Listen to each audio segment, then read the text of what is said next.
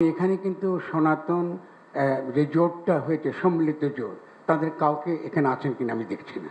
কারণ বাংলাদেশের এখনকার সংকটে সবচেয়ে গুরুত্বপূর্ণ যারা আছেন তারা হলো সনাতন যে জোট, সম্মিলিত জোট তারা, এবং তাদেরই যে নেতা চিন্ময় কৃষ্ণদাস, তিনি ইতিমধ্যে সরকার তাকে গ্রেফতার করেছেন রাষ্ট্রদ্রোহিতার অভিযোগে।